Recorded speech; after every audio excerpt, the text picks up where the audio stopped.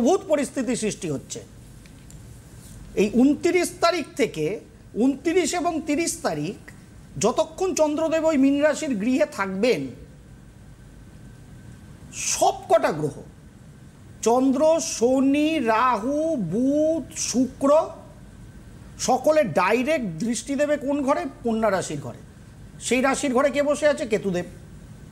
বৃহস্পতিদেব বর্তমানে বৃষ রাশির ঘরে, তার দৃষ্টি সম্পাত হচ্ছে, নবম দৃষ্টি কোথায় দিচ্ছেন বৃহস্পতিদেব?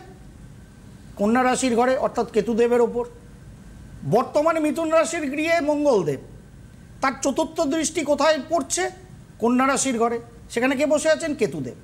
তার মানে একমাত্র প্ল্যানেট কেতু এবং কন্যা রাশির ঘর, যেখানে বাদ বাকি 8টা প্ল্যানেট মোর দ্যান 48 আওয়ার্স সবাই দৃষ্টি মারবে 29 তারিখ সন্ধ্যাবেলা থেকে।